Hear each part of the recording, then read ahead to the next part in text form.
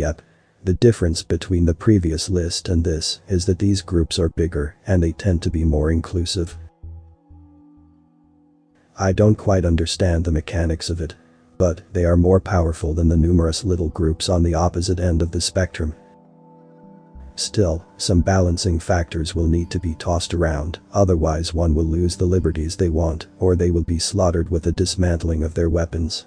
It's so very delicate. Some of said factors were adjusted, selected, and enforced. He then closed the windows. The game continued to run the simulation. Nations fell apart, were put back together, and fell apart again. Narrating recalled a term from the human cultures. A Frankenthing. It seemed to describe the nature of the semi-surviving nations and the self-destructive countries that fought and quarreled with themselves. Then rockets lifted off, first a few, some nothing more than metal plates and simple instruments. Then manned ships, each successive rocket reaching further into space, eventually placing flags on the moon, next planet, next stellar body. Thousands of rockets started launching, dozens of companies, and tens of thousands of individuals catapulting the species to space. It was unique to the human civilization. The warning went off. Axel paused the game and quelled the alarm. First hostile moves if you're gonna metagame. Yay.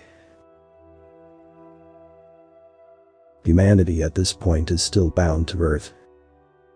We had theorized the ways to colonize other bodies, but we never stayed anywhere we planted flags. Too hostile, too expensive. We still needed technology that was in its infancy. Cue the invasion. No time for that and crack out the military projects. Of course, in-game it advances at a different rate and under different circumstances. He opened a menu and saved. Then he logged out of the system. "What are you doing?" asked Grando. "Copying the save files. I expect things to go really badly, really quickly. But it's not possible to retrieve the individual saves. Someone figured it out. A Crestianti or something. I think the developers need one of those big wigs if they really are hell-bent on keeping us from doing semi-legitimate things. Downside though, the files must be extracted manually and inserted manually. It's a pain." He finished and reopened the game. "Let's hope we don't die immediately." How reassuring. Yep. He drank some more. Luckily asteroid mining has begun in full force. Well, at least for this tech level. So we can capture it if we want, or at the very least, drop a probe to begin hunting for resources. The human radar, which had first begun tracking the rock, then began tracking missiles, loaded with efficient engines and fuel, that intercepted the rock. The velocity changed, and the rock slowed and fell into distant orbit. More intercept warnings appeared and were dealt with. A volcano erupted and the world was covered in ash and dust. Some regions starved or were cut off from the rest of the world. The simulated humans shook it off. The real-life human drank a bit more.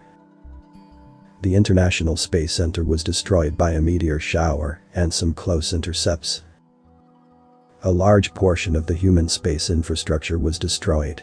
Within a few years it was replaced with greater capabilities to avoid a similar situation. Wars arose. Nations rose and fell. The militaries of Earth expanded their capabilities while keeping a watchful eye on each other. The experimental programs were nurtured and given fodder to expand and eventually deploy.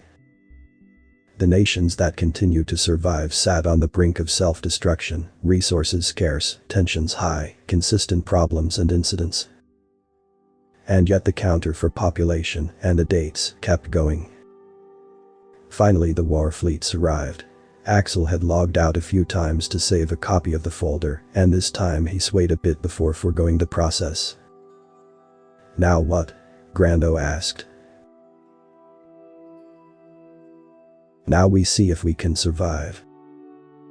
The laser arrays and kinetic defense networks will stop the majority of the landers. Armed forces, given they aren't overwhelmed themselves, will be able to fight off the few invaders because of superior numbers alone. Chemical and nuclear attacks may occur, but the swarm ships were noted to have very little in the way of missile delivery systems in the day. Oddity there. We are still trying to figure out where they came from, Nariti chimed in. Yep. Given most of the costs of getting to space on most naturally habitable worlds, they should have developed some missile technology. Having found near zero was a shock.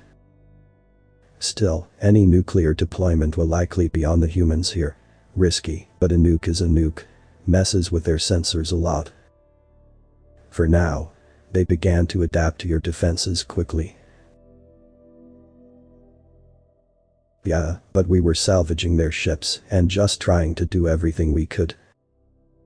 Tactics for them consisted of landing, offloading troops, while using energy weapons to saturate defenses. Useful and effective. They primarily attempt to overrun enemy positions. Yes, I've seen the pictures. Grando looked nauseated. Nariti felt the same revulsion. So many bodies, so much equipment, so much destruction. Enough to cave the most stoic. Yeah. Well, in ship-to-ship combat, they were good. Lasers outranked missiles in that regard. Let's see how this goes. He unpaused the program.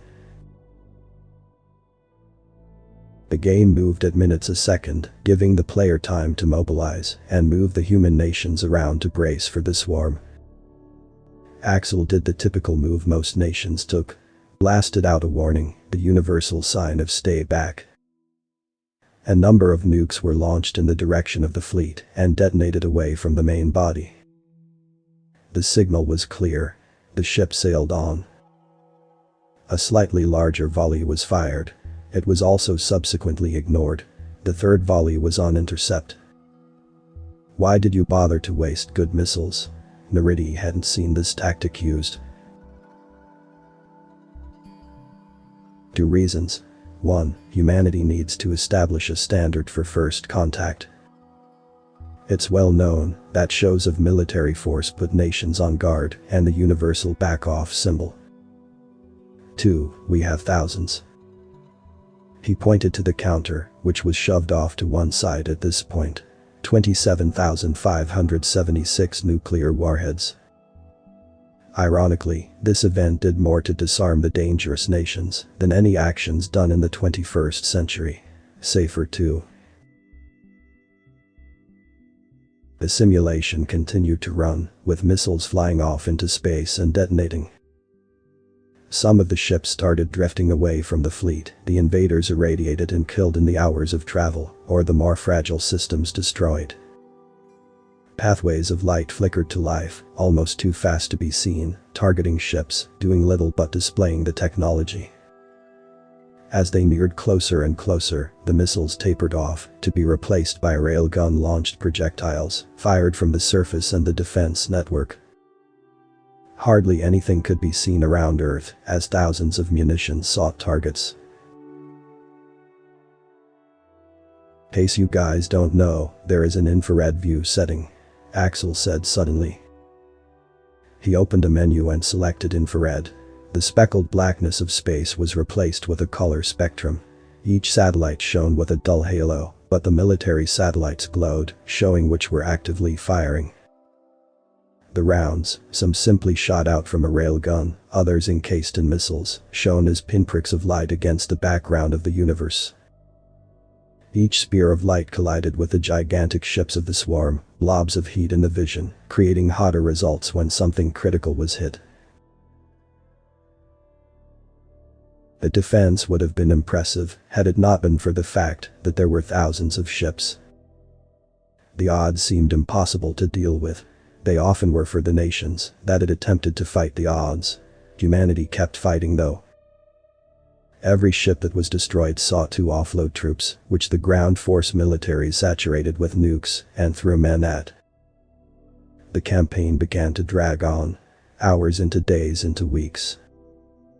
The battle had peaks and troughs when luck favored one side or the other. The orbital patterns and flight paths of the ships and missiles crisscrossed the planet and solar system from dozens of formerly secret locations. It was fascinating.